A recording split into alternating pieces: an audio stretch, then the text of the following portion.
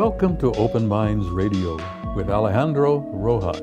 Open Minds Radio is your UFO news authority, presenting evidence and the latest news regarding the UFO phenomenon. Here's your host, Alejandro Rojas. Hello, all my little friends. I am Alejandro Rojas. Thank you, Mr. Dean, for that wonderful introduction. And I saw him, now that I think about it, but only for a couple of seconds at the UFO Congress last week, which some of you missed, but many of you were there, and it was wonderful to meet many of our radio listeners. So it was a very fun event. It was busy.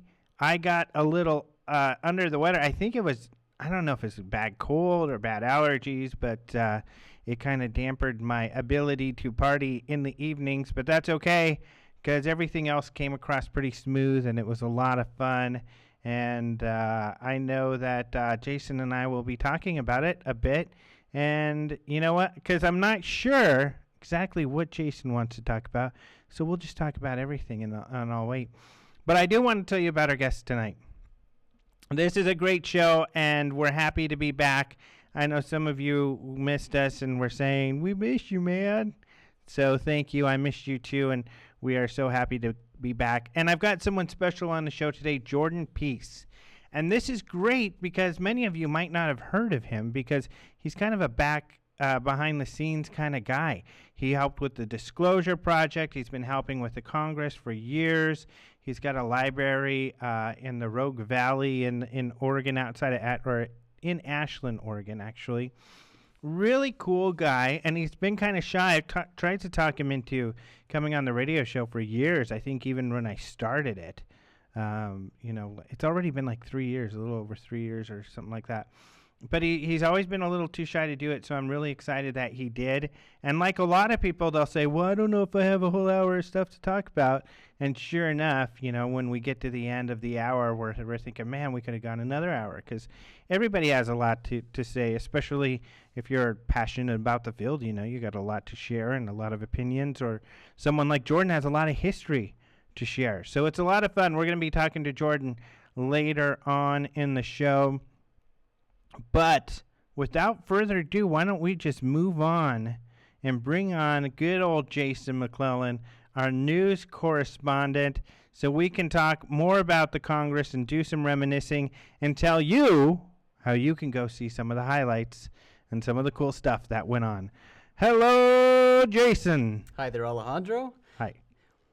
This is your Open Minds News Brief, everyone, for Monday, March 5th, 2012. And it's so good to be back after 2 weeks away doing the Congress. Glad to be back. And let's get right into it and talk about the 21st Annual International UFO Congress that just took place. We wrapped that up. It was a fantastic event. And I, like you, was blown away by the first day. Like, after the first day, after Wednesday, I thought, wow, it's already hit the highlight. This was the peak. Wednesday was just an amazing day. The rest was just mediocre at best. Just kidding. It was all great, but that was a great day. Wednesday was a great way to start it. It was really, really good. And, one of the highlights of the event, for people who haven't been to the conference, on Saturday, we have a large banquet, sort of a big festival. It's a wrap-up to our film festival, the EBE Film Festival, and we give awards. It's like our Academy Awards, our Emmys. But we also introduced something last year, additional researcher awards, and I think that's one of my favorite parts of the conference is these researcher awards we give out.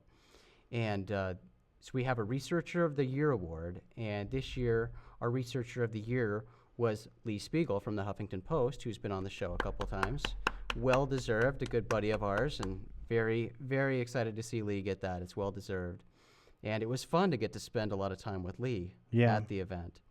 And then the Lifetime Achievement Award was given to Colin Andrews for his decades of work in the field. And I always forget, he's the guy who coined the word crop circle. Coined the term crop circle, My goodness. That's pretty big. And he says, I'm pretty sure he said he's talked to the Queen. He has said he's talked to the Queen about crop circles, Her Majesty herself. Wow. pretty big stuff. He deserved it, and so did Lee, because I don't think a lot of people get shocked when they hear just how influential and how much Lee had to do with the UN presentations that happened in the 70s, which was really important. I mean, it's the only time that this stuff has gotten in front of the United Nations and all of the delegates, and an important moment in time that people can read about in our magazine. So it was well-deserved also, Lee, who we've had on the show a couple times now. So I think if you have listened to those shows, or if you go back and listen to them, you'll understand why he so deserved the award for the year. And recently he published a piece on the Huffington Post, sort of his recap of the Congress. So that's an interesting read. And speaking of Lee Spiegel from the Huffington Post, one of my personal favorite presentations at the conference was the media panel we had. Yeah, that was maybe my favorite highlight. Getting to talk with those guys and have that fun panel. That included, they've all been guests on this show. Mm-hmm. Bryce Zabel, Ben Hansen, and Lee Spiegel. Yeah, that was great. And getting back to the first day, I did want to mention one of the reasons why it was so great. I mean, we had Chuck Zukowski, his cattle mutilation stuff, which I've seen, but others may have not. And if you are into cattle mutilations, you're definitely going to want to watch that DVD.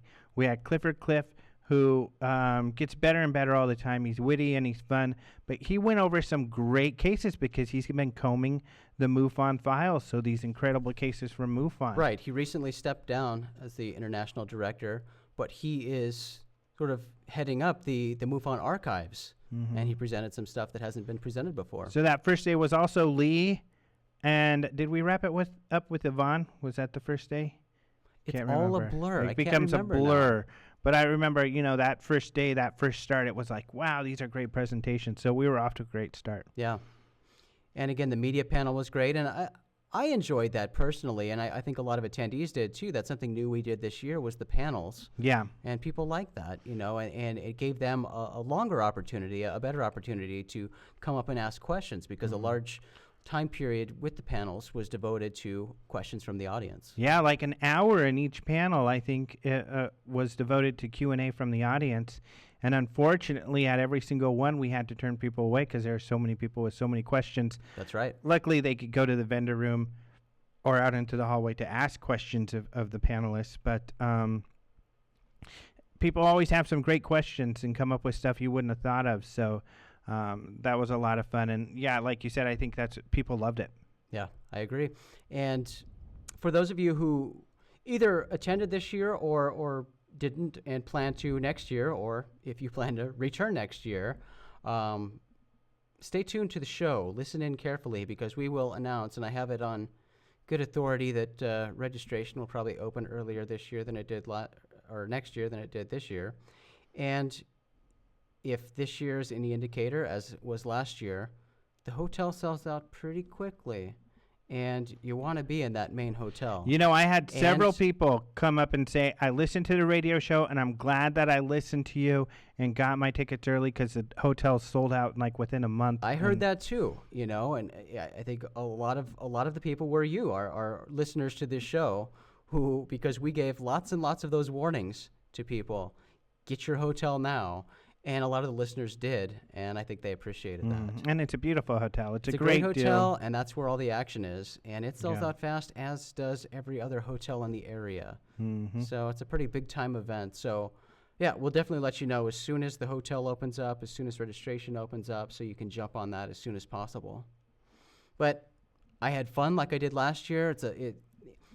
There's never enough time to, and really, to me, the greatest benefit to conferences is not discovering some breaking information or something that's never been heard before. I mean, there's some of that, and that's great. But the main benefit to these events is the social aspect. Yeah. To being able to interact with the researchers and to socialize with a lot of the people there. It's a great social event. To me, though, the one piece of new information that was really new and great was the General Bermudez, who brought some video 100%. That they have analyzed and it was some incredible video. Yep, this is the General Ricardo Bermudez from Chile, who heads up their official UFO investigation unit in their government. Mm-hmm. Very exciting stuff. He presented video and audio evidence from their cases. And then did you guys put up a video today, I think? We put up a video today, and Antonio Huneeus wrote an article about the cases that the General presented, and we will be putting up a more in-depth video with more of the clips from the General's presentation. And all the presentations from the Congress can be purchased from our website. We do sell all of those, but we will be putting up more on YouTube from the General's presentation in a more video news piece from Antonio. Mm-hmm. One thing I wanted to ask you about, just the other day I put up on UFO Daily News some videos of some of the news coverage of the Congress, especially some of the interviews I got to do.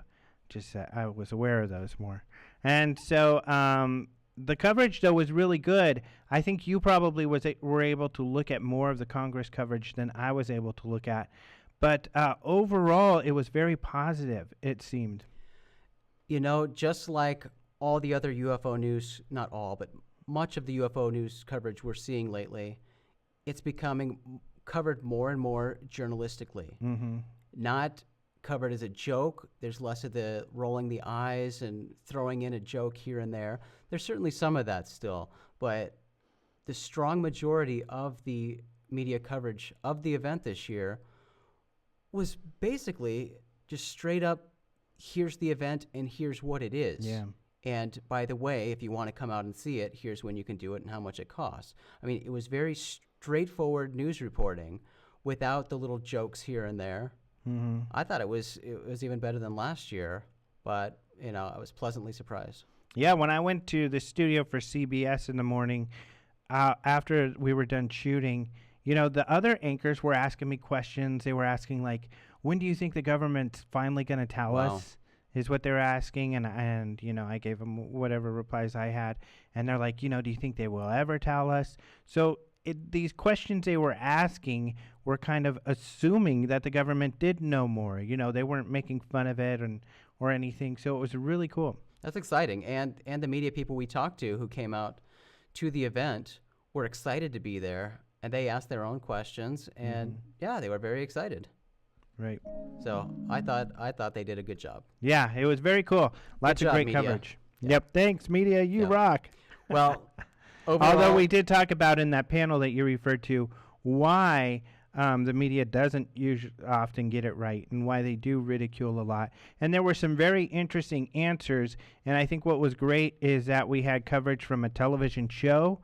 We had someone from online media, kind of print-ish, but online media, national. And then we had someone from Hollywood. So we had a well-rounded group to talk about, you know, why the way things happen. And if there is, you know, Big Brother back there suppressing stuff from what they've seen and what they've been able to do. So it was great to get more insight into really the inner workings and the behind the scenes of the media and UFOs. I agree. And of all the DVDs we have of these presentations that were given, that's the one that I'm going to go back and watch first is the media panel. Yeah. Because I found that one the most fascinating. And the panelists did such a great job. Yep. And of course, I wanted to mention, and you know, just to say thanks to some of the guys who help us who are just so awesome out there. Of course, there's Angela Rayo and Heather Fetter from the company who help us out. And there's Maureen. But some of the guys that help us backstage with, like Danny and Sean and Chris and Carlo and Jordan, who we're having on the show later. Yeah, Jordan will be on the show today. These guys today. are awesome. Yeah, they are really the magic workers who make the whole thing happen. And we do this conference with very minimal staff, and these guys just go all day, and they do it. They're volunteers. This is something they do because they love it, and they do a terrific job. And we're, like I said, with the DVDs, we're actually able to produce these DVDs on the spot, turn them around in 2 to 3 hours, and have them available for people at the conference. And I mentioned Colin and John, and there's someone else I'm missing, and then there's our 2 special guest camera people, of course. Yes, we must thank Dale and Pam for coming out from California to work cameras for us. And yeah, we had a couple people from Oregon, and someone from where's Carlo from? Carlo's from California somewhere, I think. No, he's not. No? Carlos, Minnesota. Not Minnesota. Really? Midwest, yeah. Oh, I just I Yeah, didn't he went back realize to the that. cold weather, poor guy. I thought he was out of L.A. or something. No. Oh, wow. Nope. But we have a great team, and, they work day in and day out and make the thing happen, and it wouldn't work without them, so we really appreciate all their help. Yep, those guys are awesome. Yep. Well, another Congress down in the books, and we'll do it again. But let's talk some other news, Alejandro. We could talk about the Congress all day long. Well, scientists have evidence suggesting the presence of water below the surface of several planets and moons, and the presence of water is the primary component scientists look for when searching for extraterrestrial life. Saturn's moon Enceladus is one of these alien worlds where water has been detected, and it's also the target of researchers who want to search for signs of extraterrestrial life in its water. Scientists led by the German Aerospace Center are developing a probe to melt and drill beneath the icy crust of Enceladus to search for alien life in the water that is thought to be below the moon's surface. Researchers have named the probe Ice Mole, and as Space.com explains, quote, after Ice Mole reaches its target, a cryovolcanic crevice filled with water, it is hoped, its aim is to sample the liquid, examining it for evidence of microbes. This exploration project, called Enceladus Explorer, or NX, launched on February 22nd, but testing of the ice mole is already underway here on Earth. It has successfully been used to drill into glaciers in Switzerland, and researchers plan to conduct additional testing during the next couple years in Alaska and Antarctica. According to Oliver Funk, project manager for the Enceladus Explorer at the German Aerospace Center, quote, NX deals with one of the most exciting tasks of space exploration, the search for extraterrestrial life. Funk also stated that if NX goes well, an ice mole mission to explore the polar ice caps on Mars will be proposed. I just got done with the story for the magazine on this stuff, but the news is coming out like crazy. I mean, it's already been coming out like crazy. We've been talking about it every show. I follow this every day, Yep. and I can't keep up with it. Yeah, there's this one. There's this other planet that has water, but the pressure's too high, and it's weird water in weird forms. But it just proves there are water planets out there. So the person who discovered it says, there's probably going to be more planets like that out there that are in areas where the water is in a typical liquid form. Then there was one, that one we talked about on the last show, where it was like 20 light years away, which is relatively close, that has water and is in the Goldilocks zone. And one of Saturn's moons today was found to have an oxygen atmosphere. Right. The news just keeps popping. Yeah. Well, we do our best. Yeah. In other news, UFO sightings routinely flood newsrooms and police stations with phone calls.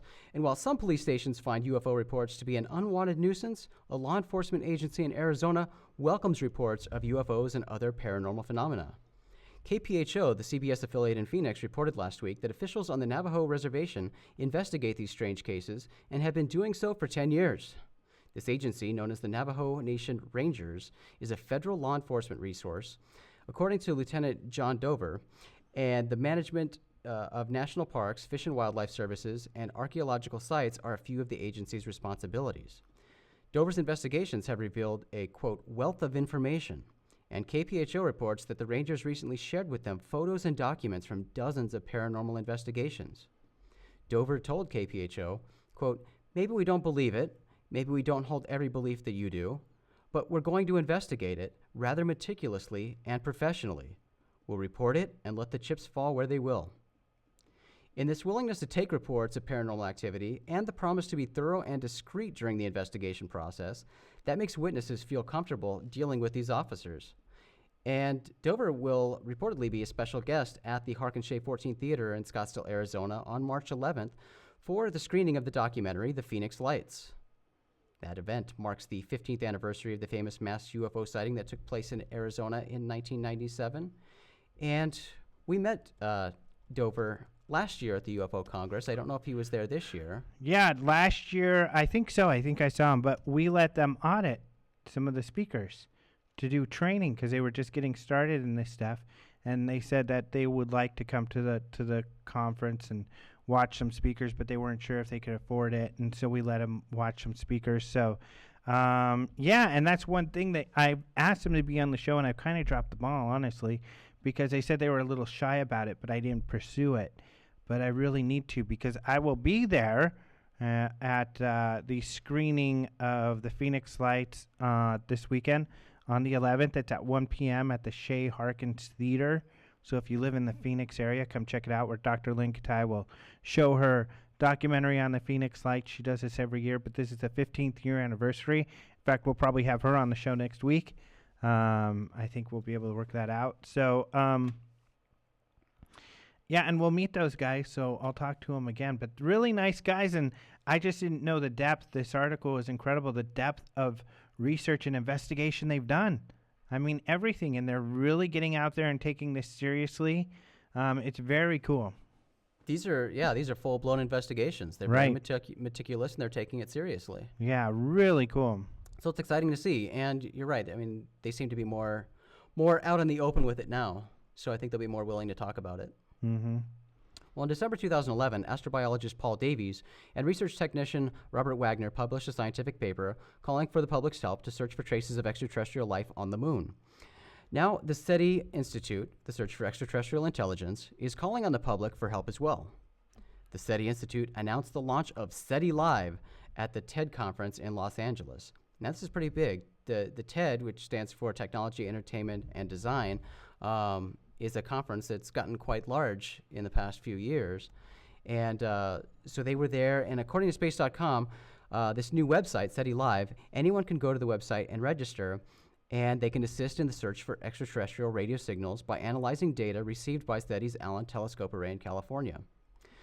Dr. Jillian Tarter, director of the SETI Institute's Center for SETI Research and winner of the TED Prize in 2009, explained, quote, "I'm hoping that an army of volunteers can help us deal with these crowded frequency bands that confuse our machines. By doing this in real time, we will have an opportunity to follow up immediately on what our volunteers discover." The BBC points out that crowdsourcing data, quote, "has proved to be a useful tool for scientists in a range of disciplines. So it makes sense to utilize crowdsourcing in the search for extraterrestrial intelligence as well. And if you'd like to join in on the search, you can go to their website and register at SETILive.org. It's kind of interesting that they're counting on humans to pick up on things that machines can't. I always think of computers being able to pick up on so much more than we can, but... Yeah, it's more of a marketing thing. I'm not sure, but... It could be, and you know what? I mean, the media loves SETI. Yeah. As we've seen the past couple years. Anytime there's anything from SETI, every media organization picks up on it. You know, they had their budget problems this year, and now with this, so we'll see. But it's interesting to get the public involved. Hopefully they're competent people doing it. Yeah. And I assume there's some sort of instructions on what you're supposed to do. But yeah, have to check it out. But people like it. I mean, it sounds exciting to me. I want to search for ET. But we do. Yeah. I do. I don't know what the hell you're doing. I'm lazy. Well, astronomers are talking about a new approach for detecting biosignatures beyond our solar system. When a sun's light reflects off a planet and onto one of that planet's moons, scientists are able to determine details about that planet's surface. As Universe Today explained, researchers from the European Southern Observatory, quote, use Earth as a benchmark for the future study or the future search for life on planets beyond our solar system. The astronomers say they can analyze the faint planet shine the light to look for indicators such as certain combinations of gases in the atmosphere, as they found looking at Earth shine to find telltale signs of organic life. And the team's research was recently published in the journal Nature.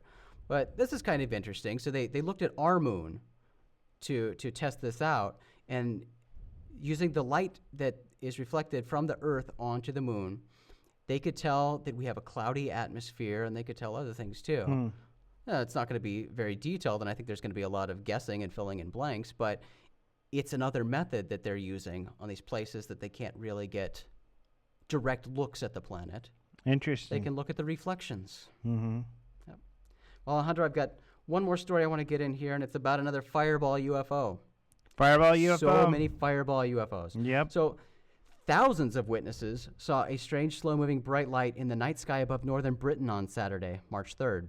The Telegraph reported that a spokesman from the Strathclyde Police said they had been inundated with calls about a bright object in the sky west of Scotland.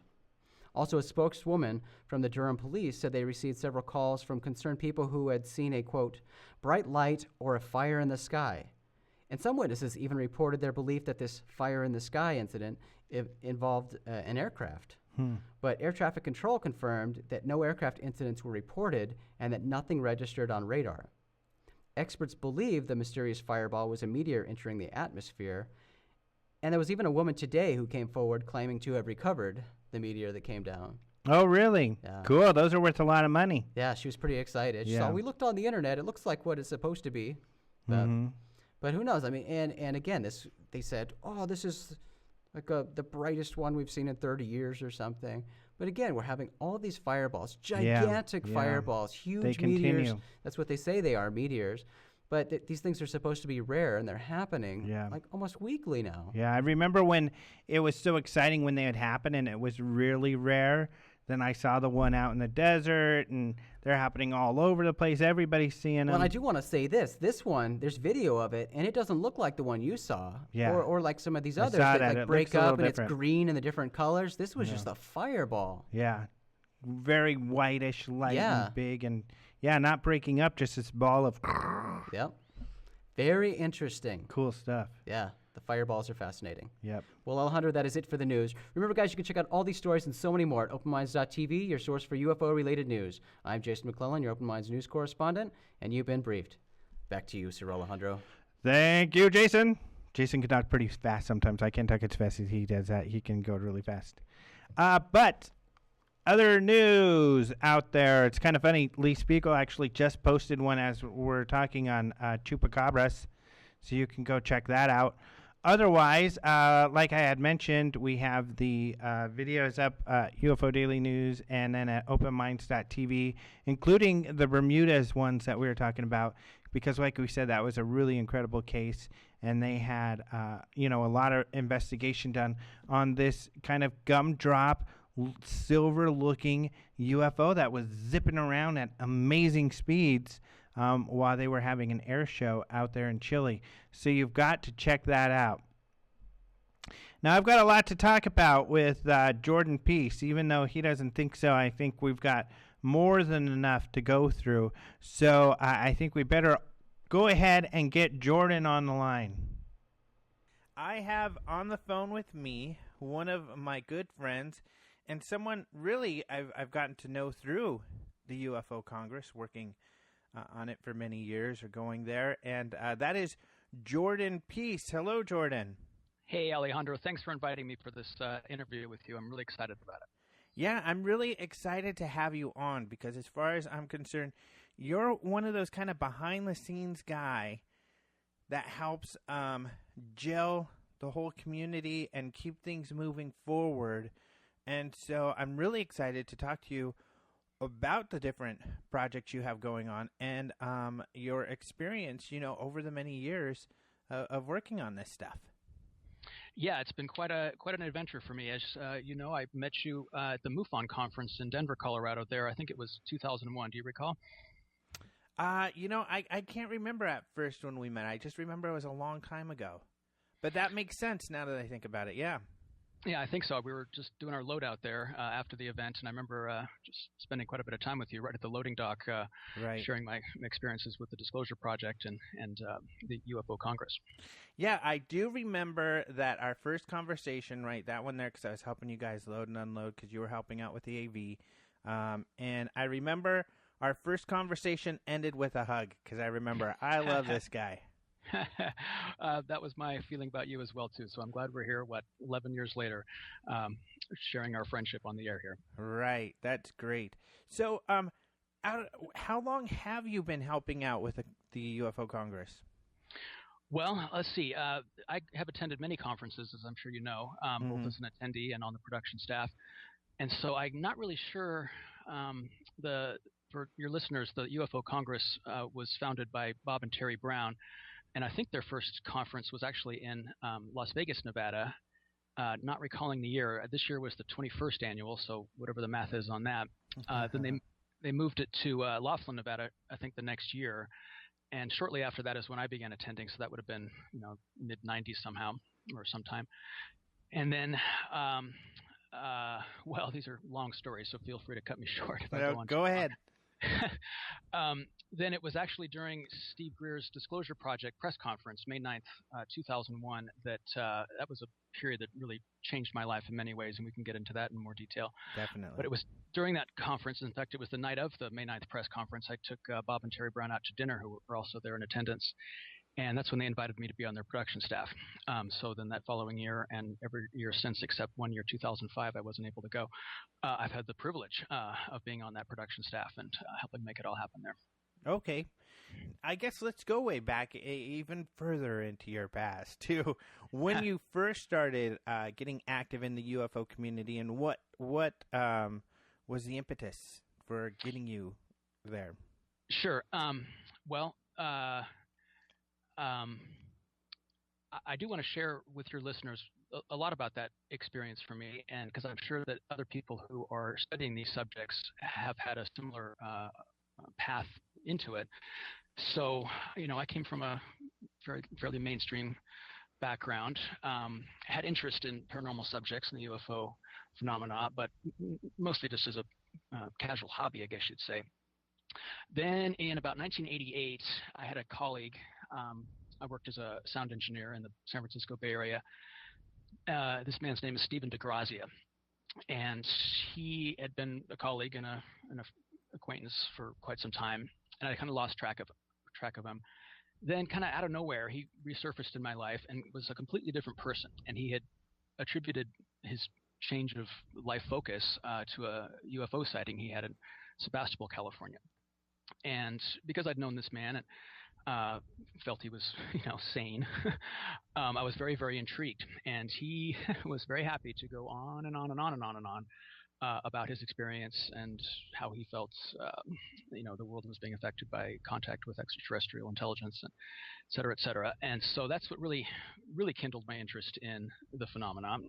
Then I began doing reading on my own, and, a lot of people will have the experience where a book will just kind of appear in their life or, fall off the bookshelf at the bookstore. That was certainly true for me back in those days. And so I just became quite obsessed, frankly, with the subject, and would just read anything I could get my hands on, and started attending the International UFO Congress there in Laughlin. And finally, and here's the part I want to focus on specifically, finally found a community of people where it was safe to discuss these subjects. And when I characterize my feelings about being involved in the production of these various conferences, it's that great opportunity to help support, first-timers, newcomers to these subjects, and understanding and remembering what it was like for me, feeling that sense of being ostracized and ridiculed by, family and friends around these subjects. And so, that's where I feel my most sense of satisfaction comes. It's the opportunity to help support and pave the way and make it a safe experience for people that are, just putting their toe in the water of these subjects, so to speak. Right. That is a fun part of these conferences, because sometimes it feels like it's the same people over and over again, but really it's not. Even this year at the banquet, I was sitting next to a couple who it was the first time at a conference like that. They had an interest, and the wife, she had looked online to find a community of people to talk to, because just like you said, she felt like her friends didn't really want to talk about any of this. So she was so excited to be at the conference, and it's I think important, and it's very fulfilling to provide that sort of space for people like this. Very much, and that's my feelings about it too. And before we go too far in the conversation, Alejandro, I certainly want to commend you and John Rayo and the Open Mind staff there for taking, passing the baton, receiving the baton as the conference changed hands there last year, moved to Fountain Hills, Arizona. It's just been a tremendously rewarding experience, like I keep saying, and I'm just really, really glad to see the conference in such good hands and run at such a high level of organization and professionalism. So hats off to you guys. It's just been a wonderful transition to see, and I know I speak for other people as well who have the same feelings and regard for Open Minds and the staff there. Well, thank you very much, because it was a tall order.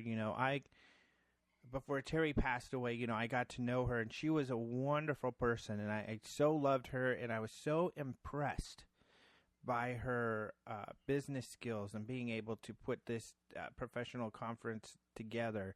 And then I was, equally impressed with her daughters, especially Nikki, when, they were kind of handed the reins a little bit begrudgingly to right. to keep the thing going, and they did such an amazing job.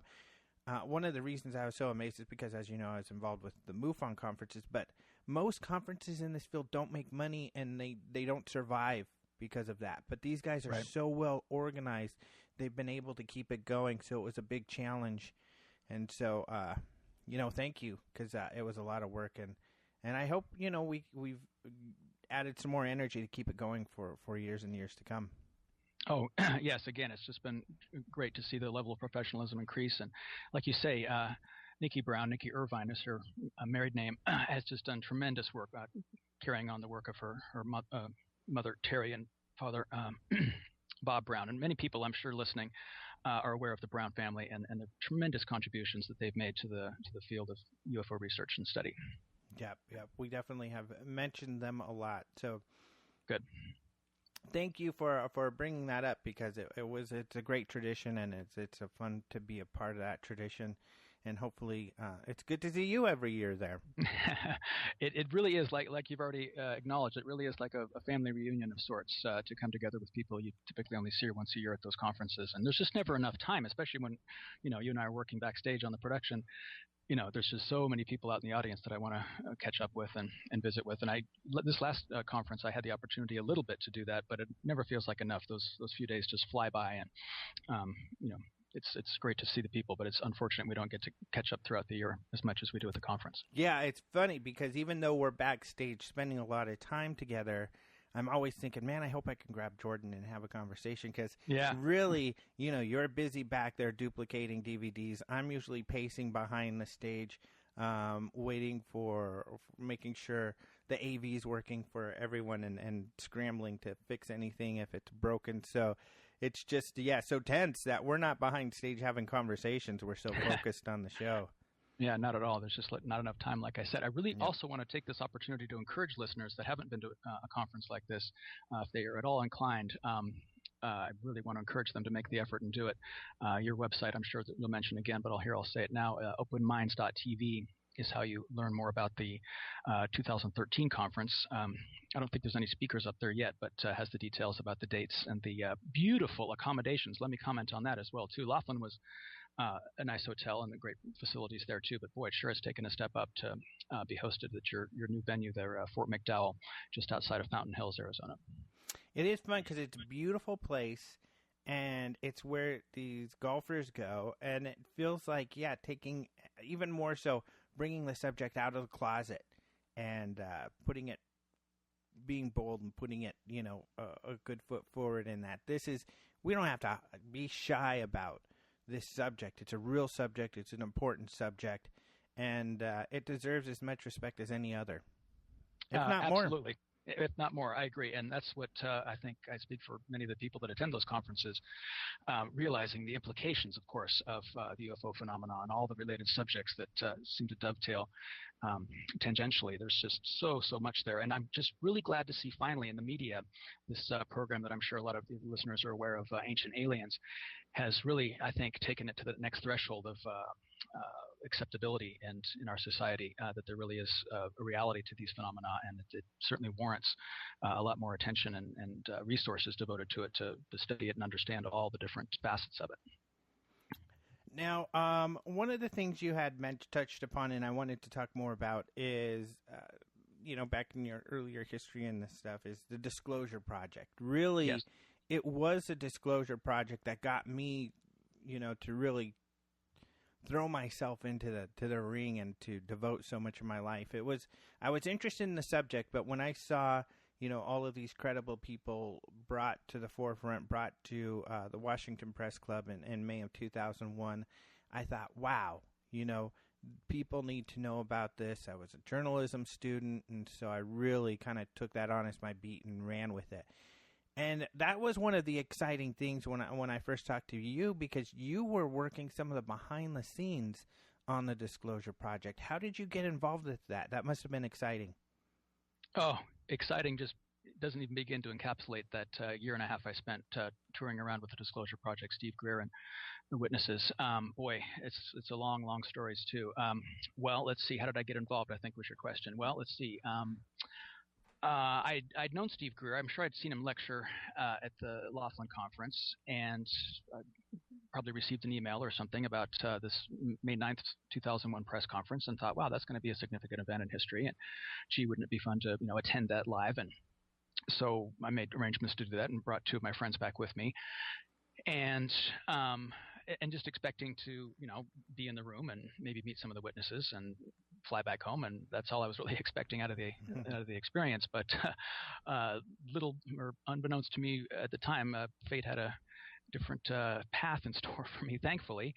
And so, well, let's see. Trying to keep it a shorter story. That's okay. We got time. Okay. I love telling these stories and honoring the tremendous courage of the witnesses that participated, especially in that first event, the May 9th conference there. The tension in the room was just palpable as these men stepped forward to share their testimony in front of the National Press Club cameras there. Very well attended event in terms of media, although those that might not have been following it very closely would never have known because, as is sometimes typical, even though all the press were there, I have my own disposable camera snapshots of all the people there, all the cameras, and that room was full. I don't know, 150 people. It was a standing room crowd in that large auditorium there. Very little mention in mainstream media the following day. Some ridicule, some kind of ho-hum page 3 sort of thing, which of course was disheartening, but somewhat expected, especially at that time. And like I mentioned earlier, it seems like in the last 10 years the climate's changed considerably, which of course is noteworthy and encouraging to those of us that have followed this for so long and recognize the importance of these subjects. So, prior to me going there, actually I was contacted by a man named Alfred Weber, who at the time was working for the project, and he encouraged me as I live in Ashland, Oregon, and so as a Ashland constituent, he encouraged me to call my congressional representatives and set up meetings, which I did, to be able to bring some of the Disclosure Project witnesses right into the offices there in the congressional office buildings. And speak to staffers in those Oregon representatives' office. So as you might imagine, that was quite an experience. So upon just meeting these, what I regard as heroes, especially those 22 that first testified there at the, or I should say gave testimony there at the National Press Club. So, I was introduced to 6 of them, I believe. I can't remember specifically who I took to the meetings. Well, I remember a few, certainly. Daniel Sheehan, who I'm still in touch with and I've done projects with, was one of them. Attorney Daniel Sheehan, we can speak about him in a few minutes. Mm-hmm. A senior staff member of the FAA, John Callahan, was one of the people that I piled into a taxi cab and drove over there to meet with Greg Walden and Walden and Wyden were our 2 senators at the time. I can't remember the name of our representative that time, unfortunately. But like I say, we had meetings with their staff. We were unfortunately not able to speak with the Congress people themselves, which I'm sure is fairly typical for those kinds of constituent meetings. And, well, I guess I want to say 2 things here. So it was a really interesting education for me to kind of get a glimpse of the inner workings of how Congress operates and who staff those offices and their interests and disinterests, you might say. Mm-hmm. And so, in other words, we were met with not exactly a warm reception on these subjects, even though the credibility and credentials, of course, of these kinds of people that I was bringing there, speak for themselves. So there really, in my mind anyway, was no question about this is something to take seriously. But unfortunately, especially at that time, climate was not conducive, you might say, to the Congress people taking this very seriously. Also during that week we spent back there, me and 2 of my friends and all my new friends that I'd met from the Disclosure Project, we hand-delivered briefing packets to every single one of those offices, hundreds, videotape testimony, the VHS tapes, the testimony that Steve Greer had gone around and recorded, mostly in the witnesses' living rooms. And then, summary packages that summarize the key points. So, and just in doing that, like I say, it was just a really interesting education to see how the inner workings of Washington really go. So a lot of the reception you received was kind of, and I know the feeling, because when you go to a news studio, sometimes it's like that. Some of the people are they just kind of look with you funny. They maybe have a half smile, or they just don't look very happy. They're not, open with open arms and big smiles. Sometimes they are, but not always. So I know the feeling, Right. but you received a lot of this kind of, we're begrudgingly kind of humoring you type of thing. Yeah, unfortunately, although even at that time, I understood that. And maybe a little later we can talk about how, the social climate has been perhaps manipulated to be that way. In other words, I think that a lot of people that aren't inclined to look into these subjects on their own, the ridicule factor, I've come to believe, is kind of a manipulated circumstance. So it's not exactly human nature that does that. It's been kind of molded that way, which is unfortunate, of course. But I think that's changing rapidly, as I think it needs to. Well, let me back up a little bit. When I was setting up those meetings, which took quite a few phone calls, it really wasn't that hard. It just took a lot of follow up to actually get a time booked, especially since we only had a fairly small window to do it in. We were advised not to use the term, extraterrestrials or unidentified flying objects or any of that. So it was more about, like, the subject of the meeting, you might say, that I set up with those three representatives was alternative energy technologies, which, as you know, and I'm sure a lot of your listeners realize, is kind of a very practical or very pragmatic reason to study the UFO phenomena, because perhaps, like many have come forward and shared, likely there are technologies that have been kept secret for whatever reason that potentially could render, fossil fuel burning unnecessary. And gee, that's a pretty significant possibility. So let's try to get to the bottom of that. So that's kind of was the how we couched what the meetings would be about. But immediately, of course, we got right into why those people were testifying for the Disclosure Project. And that's when the eyebrows started to raise and eyes started to roll and all that kind of stuff. So, yeah, we weren't taken very seriously, unfortunately. Were there any surprises where people were, like, very open and excited about all of this and maybe didn't mind broaching the UFO topic? Or did you not find that at all? I don't think we, even though, like I said, me and others walked around over those few days hand delivering the packages to the receptionists anyway at all those offices beyond the three meetings that I had set up specifically. No, unfortunately, Alejandro, I'm sorry to say that there was very, very little reception that I can recall anyway. But what I can say, though, is when following that event, I got invited to be assistant tour director for Steve Greer and the project. We went around to, I think it was 18 cities around the United States and Canada, presenting the Disclosure Project to various communities. So there was where we really felt tremendous reception, sometimes by civic leaders and other people of influence in these communities, but certainly by just the average general public. Were very, very excited that these witnesses were coming forward and sharing what they had been doing within these projects within the government and industry related to these extraterrestrial encounters and research projects, etc. Now, I was wondering about the experience of some of these witnesses, because I know I have, on occasion, been able to work with professionals or retired military, and it's the first time they're talking about this in the public, and they're really nervous, and they think that they're going to be met with a lot of derision, but they're happily excited when the UFO community is receptive. Did some of the witnesses that you were taking around, did they feel that way? Did they have a lot of apprehensions? Absolutely, and that's part of the story that I often get goosebumps when I relate to people. The feeling, let's see, how do I explain this concisely? So, these are, as you know, and I'm sure a lot of the listeners have looked into the Disclosure Project and read the witness list there, particularly those 22 that were at the press club that we're talking about. These are very high-ranking people, very serious people who have nothing to gain. These people aren't selling books and are on lecture tours. A few of them have since, but certainly at that time they were unknown to the UFO research community for the most part. And so upon just meeting them and thanking them and congratulating them and encouraging them for what they were doing, experience of them kind of turning the tables and saying, no, thank you, meaning me and the rest of the staff there, for the opportunity for them to get these things off their chest, was just a unexpected and very, very gratifying, touching experience for me. And I just cherish those memories of the relationships I have grown with some of those witnesses. And so, yes, certainly the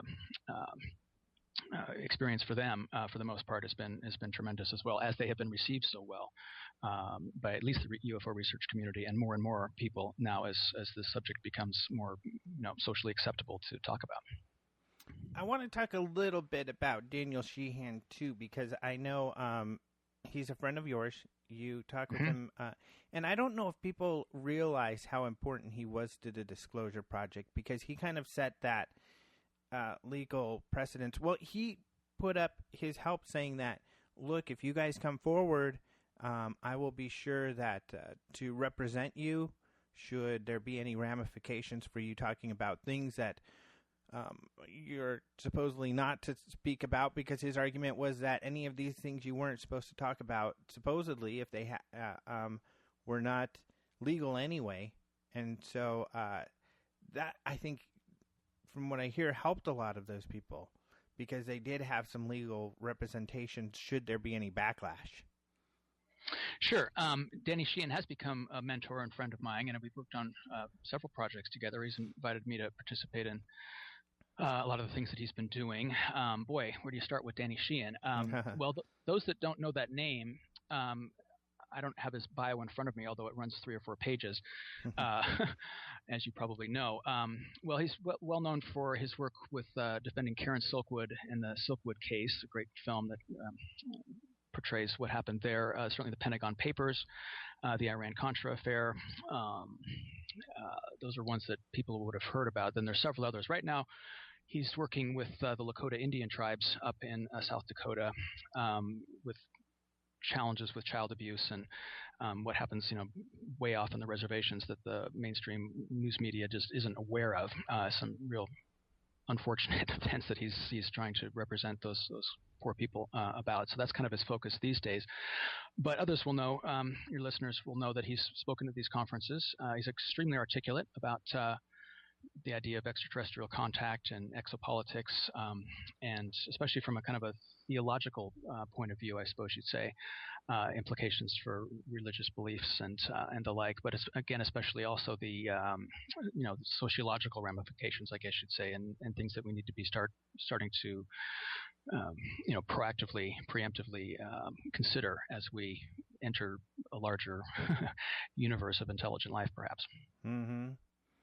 And so what was it like? I mean, he's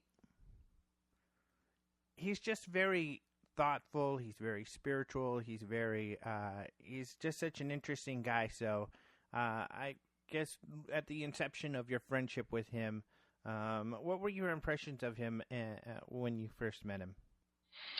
Well, I suppose I had heard of him. I'm not really sure I was first introduced to who he was in the body of work that he's achieved in his life, which is, again, very significant. And I just didn't even do the tip of the iceberg just there. And that was a lot of good stuff. Well, we just seemed to have a immediate rapport, and I was just, like many people are upon meeting that man, very impressed with his intellect and his ability to articulate very complex ideas. How would you say, he's very approachable, and he'll talk to anybody, and he'll talk your ear off all night long with just incredible stories about the kinds of things that he's been involved in. And it's a fascinating experience anytime I'm with him. But like you said, he's just a very humanitarian oriented kind of person who is very interested in furthering humanitarian causes. His role with the Disclosure Project is, compared to some of the other witnesses, I would say, is not all that significant, and he would agree. Briefly, the summary of that is he was asked by the Carter administration to get into the National Archive and see if there was any documentation on the Roswell incident, 1947. And he was granted access to a small amount of files or something. And so he just was giving testimony with the Disclosure Project regarding that. But like you said, Alejandro, he was his greater role with the Disclosure Project was to offer legal advice and counsel to the people coming forward that had concerns about, ramifications of breaking their secrecy oaths, et cetera. And to my knowledge, there has been zero. Nobody's been threatened. No family members have been threatened. No, wiretapping or any of that sort of stuff to any of these people. They've been completely unfettered by coming forward the way they have, which of course is very encouraging, and should also serve as a motivator for other people that might be on the fence that have things to add to the research with their involvement in these secret projects. And I would encourage them to come forward too. Mm-hmm. What I think is interesting too is now that we are a decade or so away from that, the newer people getting involved with this, it seems like it kind of comes in waves where you have these new generations of people getting interested in the subject once they find out there's a lot more behind the scenes that they didn't know about. Right. And it's interesting to me, all of the people who aren't aware of, Disclosure Project and people getting involved or the witnesses. And even when I had met you, you provided me with a box full of DVDs and videos, which I gave out and got in. A friend of mine helped me get some into the libraries, but I wasn't aware of the 4-hour videos that you provided me. There was a lot more interviews that Greer went out and was able to get, and it's important stuff. Mostly you can get online, but people really need to really take a look at all the documents that are still on the Disclosure Project site, to see just a number of witnesses and the high level of credibility of all of these witnesses. Right.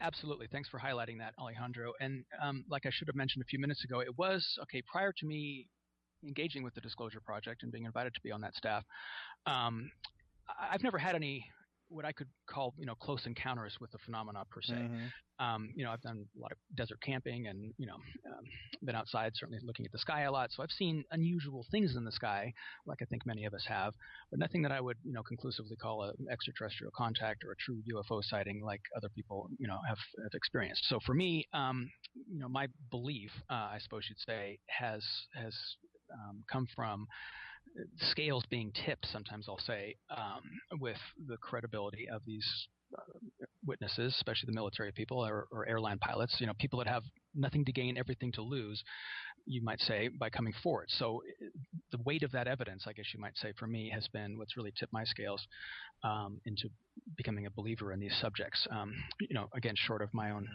up close and personal experiences. So, so I, like you just said, it's important, I think, that people new and old to these fields become more familiar with the Disclosure Project witnesses and others. And it's just tremendous resource, YouTube and all the things on the internet, that material is so much more available and easily accessible for the person to start their own research inquiry into these subjects.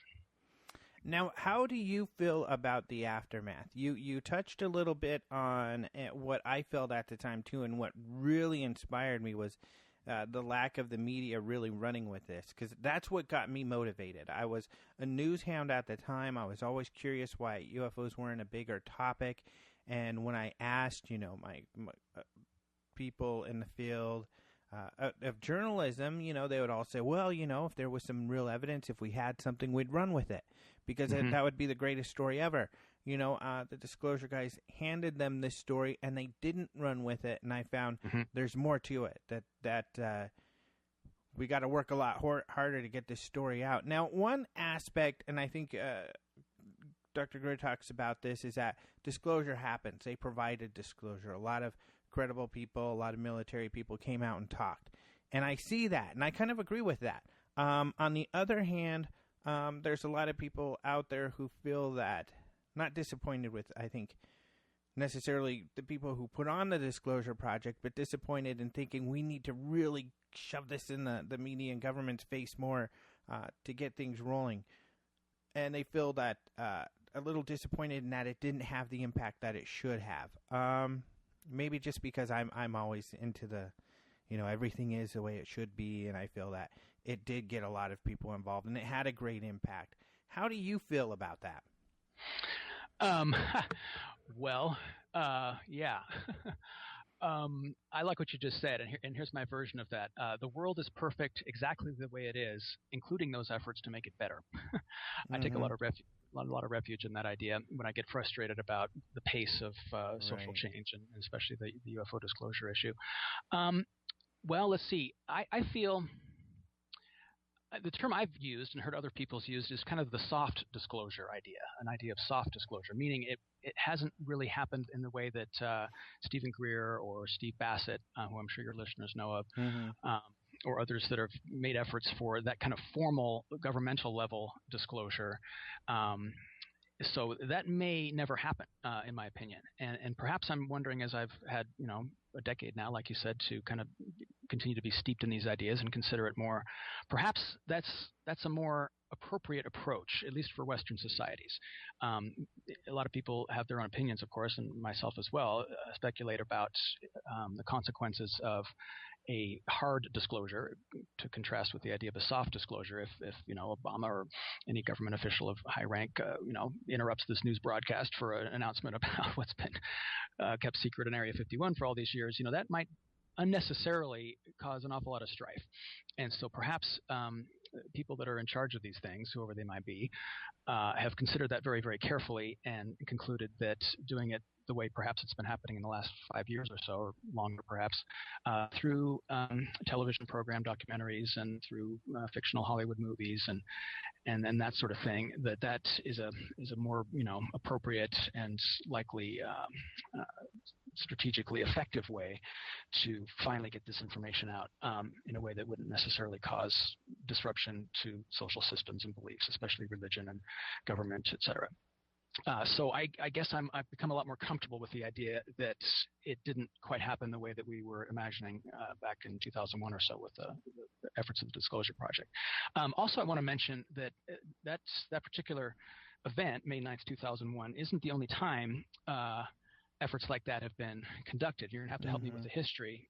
Have to help me with the history a little bit because I don't know exactly the names or the dates. But I know Steve Bassett has made his own efforts to do that a couple of times at that same venue, the National Press Club there in Washington, D.C. And long prior to that, since then, who was it? John Podesta, right? Leslie Kean and others did and that was a few years after Steve Greer's effort there in 2001. I don't know the exact date. That one I think got a little bit more attention. Do you know the date or details of that one? That's because, that one was in conjunction with the Sci-Fi Channel.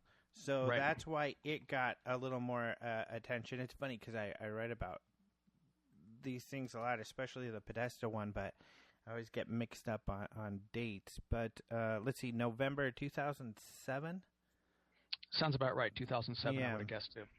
So in other words, the media, national media, has had more than a few opportunities to cover this story that, like you said, was just practically handed to them. Because, an issue that you and I and others that study these things closely consider is what would be the mechanism that would on a societal level, top down, apparently effectively as it has for so many years, quash interest, the ridicule curtain, laughter curtain, Stanton Friedman likes to call it. And I'm very, very fascinated by that element. If somebody asked me, of all the related subjects that pertain to UFOs, extraterrestrial contact, my area of acute interest, I guess you might say, is that the sociological ramifications and implications, and how the true believers versus the ardent skeptics and everything in between, and how paradigms and belief systems are shaped and how they change over time, and the influences that cause people to change their beliefs about things, especially something as significant, again I'll say, as what apparently the UFO phenomena represents for us as the human species. So again, I don't really have answers to that. The Robertson Panel, 1951. I think listeners will be familiar with what that's about, and CIA's efforts allegedly to manipulate public opinion using media like the Disney Corporation and Madison Avenue advertising agencies, et cetera, to poo-poo these subjects and not take them seriously. Which, if that's the case, has apparently been very, very effective up until maybe the last 5 or 10 years or so, as opinions seem to be changing about that, the opinion of the public that this is a taboo subject or not. Mm-hmm. And again, if I were in charge of how these things went, I wouldn't necessarily call for the formal disclosure like the Disclosure Project and other efforts like that have done. Kind of circling back to what I said a minute ago, I would call at this point, or at any point, I suppose, for a lot more public resources devoted to studying these things. If given the import and the implications, what they apparently are at this point, it just seems like so little public monies, even private monies, resources, intellect has been devoted to this, and so I would like to see a lot more being brought to bear on these questions and start answering them in an intelligent forum, free from ridicule and free from what has been obviously the biggest obstacle thus far. Yeah, I don't know. I have a positive outlook in that. I think it's more than just one person. It's been quoted a lot, but I know Schopenhauer had said, three truths, or all truths pass through three stages: first ridicule, then opposed, and then before it's accepted as self-evident. And I think those stages are so subtle that there are not lines where all of a sudden it goes from ridicule to opposition to self-evidence. That we've kind of been muddled in this ridicule opposition stage, but slowly the self-evident stage is coming. And at least in my view, from over the years, it seems like more and more of these things are being accepted as self-evident. And I think a case in point would be how well accepted something like the Ancient Aliens television show is, which is doing very well. Yes, I think it just started its fourth season just this week, I think. And that's just done a tremendous amount, I think. Of course, as you know, and many of the listeners know, I'm sure, that there's been a tremendous amount of History Channel, Discovery Channel, Learning Channel style documentaries over the years. And I noticed something myself anyway. I haven't checked this out with other people that pay attention to the way the media portrays these things. Sometime around 95, I'm going to guess, or excuse me, 2005, the tone of those programs seemed to change very distinctly, a very kind of a demarc point almost, the way I think about it, in approximately 2005, where it went from very speculative language, we suppose these ideas, and allegedly this person had such a thing, and that kind of language, to a much more definitive, these things are happening and this is how it is, and almost to the other end of the pendulum swing, I feel, with some of the programs that I've watched, the Ancient Alien stuff, especially since so much of that stuff is new, even to the veteran researchers, I'm sure, all these new sites, archaeological digs that have been uncovered, and, artifacts that are being discovered. It's just an enormous amount of brand new material that I think, for me anyway, and I'm sure for lots of others, is brand new stuff, and kind of takes me back to where it feels like, wow, we just need to be devoting some more of our society's resources to investigating these things, beyond the little bit that's already being done. That's certainly not to take away from the work of people like Giorgio Tsoukalos, who's executive producer, I think, of Ancient Aliens, and others. That list is long, and Michael Cremo, and a lot of these people that have been delving into the archaeological aspects of contact, which, not to skip around too much, but I think it's, the skeptics that seem to get an awful lot of media airtime will often kind of make the innuendo or make the comparison that, people that are believers in UFO contact, perhaps have just seen Close Encounters too many times, or other things in the movies. And I think the biggest trump card to that counter argument is, of course, look at all the stuff in ancient history that people making those cave drawings, or the murals on the walls of churches, for example. Not too many people watching Steven Spielberg films back then. So in other words, and those are the things that have survived, I think, is another piece to remember when we start examining archaeological evidence of ET contact, is, Catholic Church and, Library of Alexandria burning. And these are just the artifacts that have been discovered and have survived efforts perhaps to make them go away. So in other words, there's still a lot to be discovered there, and a lot to be interpreted. And so that's where I feel a lot of the resources should be devoted to understanding all those aspects better. Right, yeah. And I agree with you about the television shows in around 2005, and I think it started with the History Channel, because all of a sudden It used to be, the television shows always had to have skeptics throughout or debunkers really throughout, and they would end with the debunkers who wrap the whole thing up. But all of a sudden that was gone. And all of a sudden it was devoid of skeptics or debunkers at all, although, because a lot of researchers are already skeptic. I mean, they're already, presenting things, and here's what we know, here's the evidence. They're very fair already without needing, a third party to come in and say that, blow it all off. So I have recognized that change as well, and it's a great thing. And it certainly, to me, demonstrates a move in the right direction to hopefully, like you said, we will get more resources to research these very important things. But I think one of the things we have to remember is in any field, there are a lot of areas that are very important. Even cancer research runs into this problem, where the research doesn't happen because there's no profit that can be gained. And so for people, especially in the public sector, in order for them to devote finances, they've got to see some profit that'll result from it down the road. Very good point. And let's put in a good word for scientific skepticism. I think, for me anyway, for a long time, I had a very difficult time understanding the distinction between debunking and skepticism. And I'm not sure in this moment I can speak well to the distinctions between the two. But like you're saying, typically prior to maybe 2005 or so, news shows or documentaries would go grab the debunkers, I would guess, more so than a true skeptic. And so, scientific skepticism and tools like that, of course, have a very important and prominent role in UFO research. Of course, it's a difficult field to study, as you know. And so I'm certainly not saying let's not be very skeptical and cautious about the research. And, we could talk more about that perhaps. So I'm glad to see, like you're agreeing, that media is taking a different look at this. And I really am so pleased. Larry King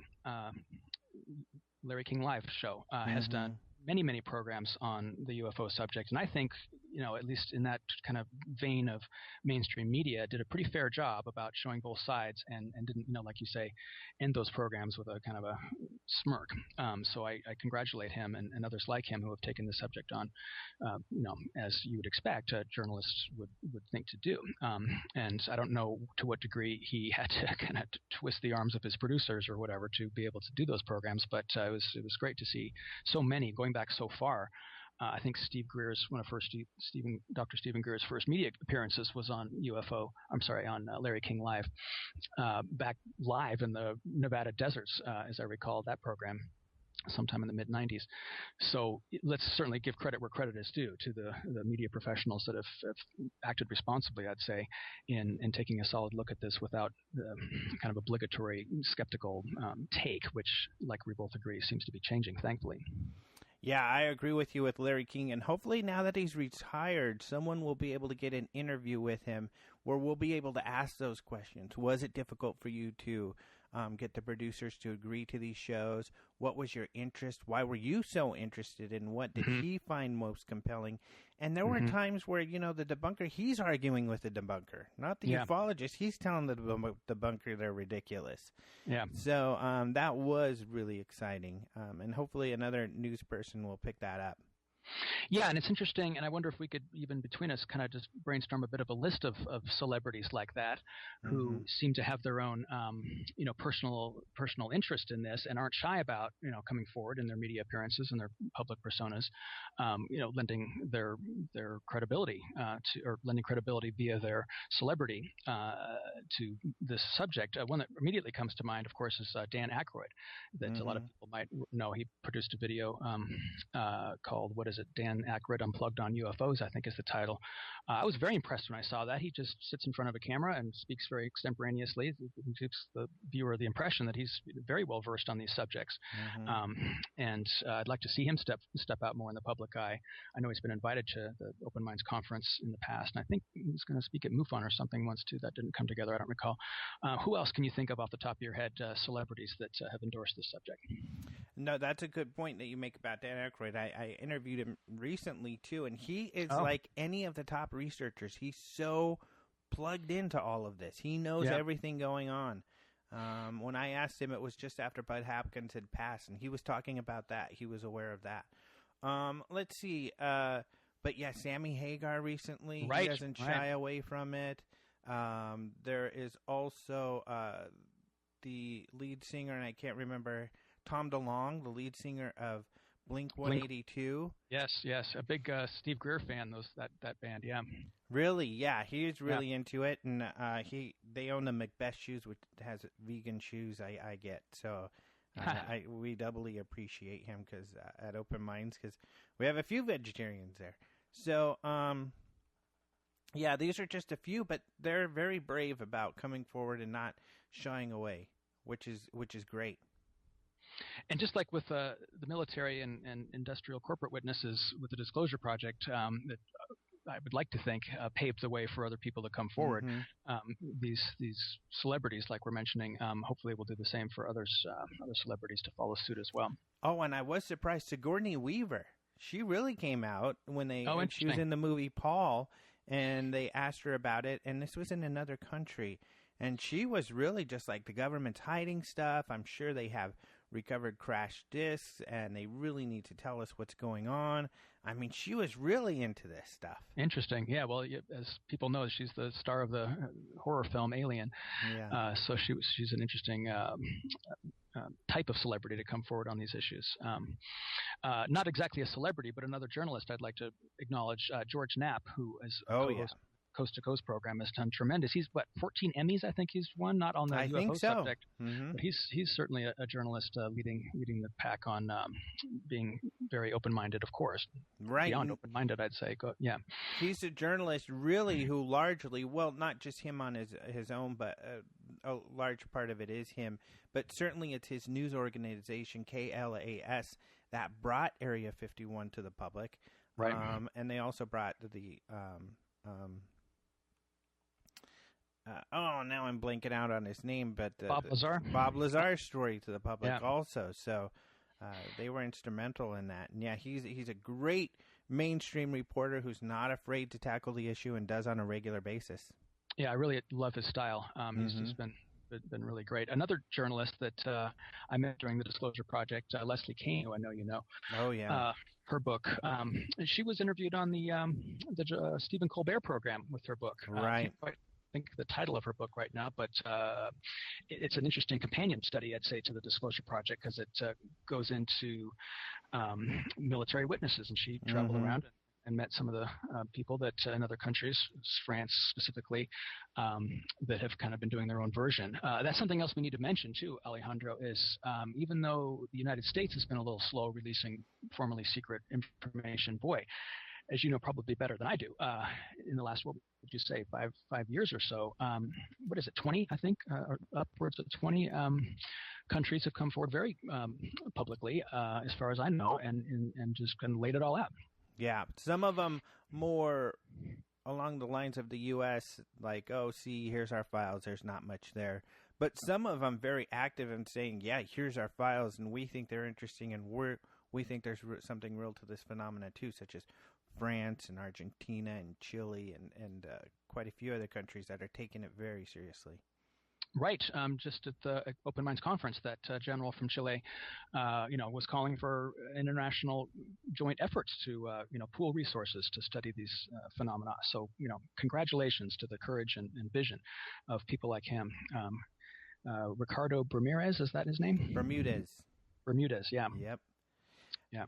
So we've got about 10 minutes left, and I do want to really get into kind of what your main energy has been spent on, it seems, since I've known you, which is a really exciting thing. I think it was first called, correct me if I'm wrong, the Rogue Valley Metaphysical Library, but a library, and now it looks like it's the Rogue Valley Free Media Exchange. So tell me about how this started and what this is all about.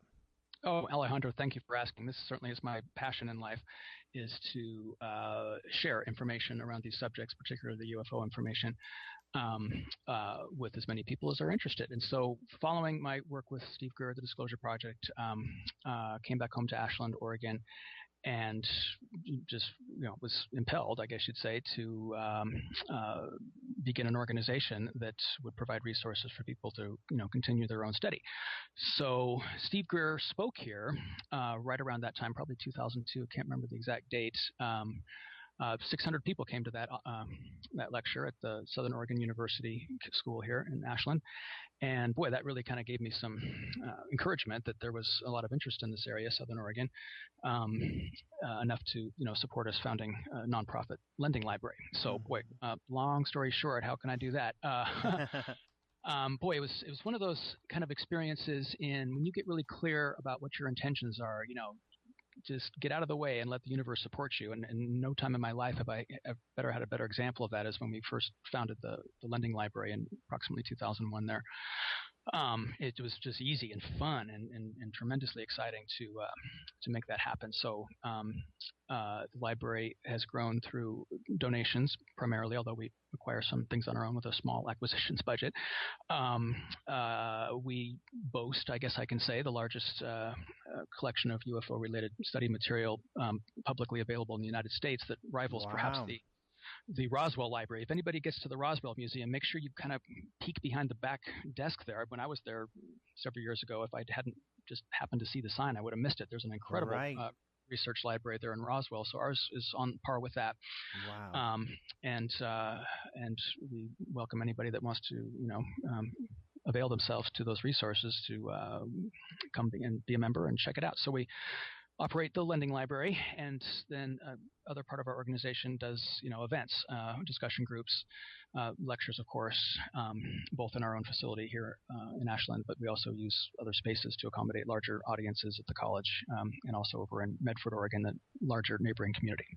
Cool. So and then now it's kind of this is an interesting idea where it's kind of a book exchange. So if you want to borrow a book, everything's free, and it's something people can come in and, I mean, for the people out there in Ashland, I mean, what a resource to go learn.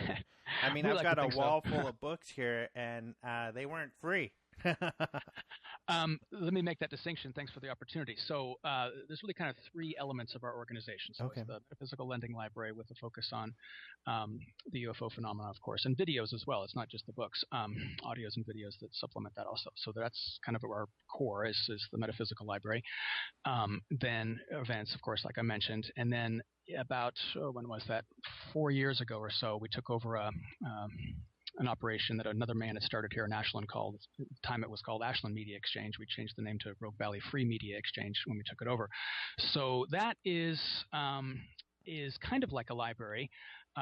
It's a book exchange. So people bring books on any subject and exchange them for books on any subject, I guess is how you could say it. So that's really, and we skim out, a small percentage, 1 or 2% of that stuff we run through a software program that we subscribe to that enables us to list some of the items that have value on Amazon and other online book retailers like that. So that's what's paying a large chunk of our overhead, actually, is the generosity of the Ashland community donating materials to us that we can sell, that pays the rent, basically.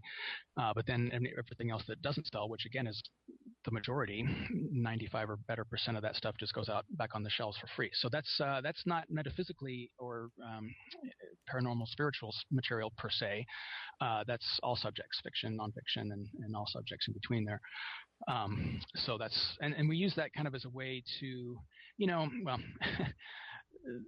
that word metaphysics, if I had to do it all over again, I think I would have picked a synonymous term than the metaphysics, because as you and other people that have studied this for a while unfortunately realize, that term has baggage, I like to say. Right. And so the media exchange has served as a great vehicle to bring people into our storefront that otherwise might have hesitancy coming into something calling itself a metaphysical library. And we're very, very sensitive, like I said at the beginning of this conversation, that it's a delicate, very delicate place, that I have a lot of regard for people who are taking those first nervous steps outside of their comfort zones and exploring ideas beyond what the mainstream might call, acceptable. So we very, very diligently and purposefully keep our facility, clean and free of the types of things that might typically be associated with a metaphysical bookstore or metaphysical library. So it's very, looks very much like a public library here in terms of the decor and how we present the material. Like I say, in a great effort to keep it very safe for newcomers to come here and feel that this is a welcoming environment that's and we're not, thanks for the opportunity again to explain what we do here. We're certainly not pushing any particular agenda, and that's what people really appreciate most, I think, about the things we offer. It's the smorgasbord of information. We don't censor the things we put out on their shelves, and to whatever degree we do, it's a pragmatic thing about condition, hardcover, softcover, and donated books that have underlining and all that kind of stuff. So anything that gets not included in the metaphysical collection is for reasons like that. So we just put it all out, give people the opportunity to decide on their own. And again, it's subjects beyond the UFO thing, of course. All aspects of metaphysical studies, and to some degree theological studies. Although one of our credos or directives, I guess, policies is because of limited resources and limited shelf space, we try not to duplicate materials that can easily be found at a public library, at a church library, other places in town. So we keep our resources focused on things that aren't available elsewhere. Also want to mention, because I know that most of your listeners don't live anywhere near Ashland, Oregon, that we are happy to provide certain materials out of the lending library to researchers, around the world. So our website is rvml.org, and if any of the listeners are looking for anything in particular, especially some of the more difficult to find UFO books and videos, we're more than happy to share that stuff with researchers. Okay, great. So I can just imagine, especially if you're not covering or keeping the books that are available at a regular library, or just what a unique collection you must have. I try not to brag about it, but boy, it sure is. And I feel very, very privileged to be the curator with other staff. It's not just me, of course, that makes this thing happen. It's mostly a volunteer staff that keeps the library and the media exchange open and staffs our events. So it's been a great privilege. A lot of the books we got in a kind of roundabout way through a connection that Daniel Sheehan gave to us. About 2003, I took an exciting trip down to 29 Palms, California, and acquired the research library of the late UFO researcher Gabriel Green, who some of your listeners might remember from the 1950s, was quite an active proponent and researcher and spokesperson for the UFO field. So, boy, that was a really interesting, and remains and continues to be a really interesting archive of material we took over. Similar, coming back from one of the Laughlin conferences, I forget which year that was, I was able to acquire William Cooper's research library right after he passed. Wow. Author of Behold a Pale Horse, and that's an interesting collection as well that we were able to take over. So those are the two largest, I think, off the top of my head, researchers' libraries that we were able to acquire. But then my own, and traveling to these conferences, and people know that we collect this stuff. We get donations from people around the country. Actually, it's so fun to come in the mornings and sometimes find a box, handwritten, addressed, from somebody that met me at a conference or found our website or has borrowed books from us in the past and feels that they want to reciprocate. And here comes a fun box full of new material that we get to go through. It's an incredibly fun, Easter egg hunt, I sometimes call it, to discover new materials. And boy, there's so much stuff out there. And I would encourage anybody that's new into this to just recognize there's just a tremendous amount of material. It's not for lack of study materials that people learn about this stuff. There's just so much stuff out there. And, it certainly goes without saying, I hope I mentioned it well enough a minute ago, wheat from chaff. There's a lot of, spurious, is that the right word? Information out there. So discernment is the bottom line here. And I always remind myself, once you think you got it all figured out, just remind yourself that you likely don't, and you need to keep open-minded about it as you continue your inquiry into these subjects, because it's a deep, deep well of information. And something else I'd like to say, and I think our hour's almost up, this might be a good thing to close with. Never take away the mystery. If any time that they are selling, tickets to go kick the saucer's tires in Area 51 or something, I'll likely be first in line to buy those tickets, camping out overnight perhaps. But in some ways, I don't necessarily want to have that mystery taken away from me. Do you know what I mean? I can see that. You're one of the first people who have been brave enough, I think, to admit that that I've talked to. But it's a very honest opinion that yeah. Although I'm optimistic that it seems that with every great discovery, there's another horde of questions that come avalanching down on us. So the exciting thing about discovery is I think it's never ending, and the more discovery there is, there's more to discover, and which is wonderful. And funny enough, I love the term metaphysical. So it's unfortunate that the baggage, like you said, the whole idea of beyond physics is great, but it does have the baggage. But funny enough, and I don't think I've told you, I've bought a couple books, at least one or two online, I think through Abe's Books, that have had the RVML stamp on them. Oh, really? Oh, yeah. Interesting. So, which is really funny. Yeah. So, I've gotten a couple of those, and it's always tragic to me when I hear people who don't like to crack books, because really, I don't think you can get to the heart of this phenomena, especially because its roots in the 50s and 60s and all of that, and those amazing books that were printed back then. I don't think you can get to the root of a lot of this, because even in other metaphysical or theosophical or paranormal work that was done in the 20s or the 30s, those are all in books. So if you don't read books, you're missing out on a lot. Right. I'm glad you put in a plug for words on the page.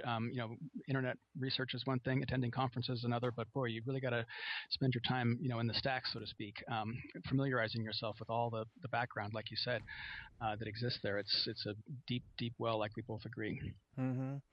Well, yep, our time is up. I want to thank you for all that you have done, all that you will do, all that you currently do on all of this. I think it's important. So I was very excited that you agreed to come on the show to highlight all of this, because I think you have a great perspective. You have an insight, and you're an important part of all of this. So thank you so much for being on the show. Oh, Alejandro, it's my pleasure. I'm just delighted that you invited me. And I want to just last time put in a plug for Open Minds again, openminds.tv. I just would really encourage people to make plans to attend the 2013 conference. It's a tremendous experience that you won't regret. And I'm sure you'll be there yet again. Oh, yeah. Look forward to it every year. Great. Well, thank you so much. You're very welcome, Alejandro. And thank you for the work that you're doing and helping spread knowledge about these important subjects. I really, hats off to you. Kudos. It's a great pleasure. So be sure and read your books, people, because it's very important. If you want the whole story, you got to read books. I'm sorry, some of you are like, oh, man, I don't want to read a book. But, you really got in there, and so many of you who already know this, you really got to read those books. There's so much great stuff out there, and rvml.org is a place you can go to see some of that. So thank you to Jordan. Jordan is an absolutely great guy. Next year at the Congress, if you see him, say hi, give him a hug. He loves hugs because he's just a really cool guy. Anyway, we are out of time. Thank you so much for joining us. Don't forget to visit openminds.tv for your latest UFO news and UFO Daily News, where I have some of the videos up of the news coverage of the Congress. And next week, we'll be back with Lynn Katai, because it will be the day before the 15th anniversary of the Phoenix Lights. Talk to you soon, people.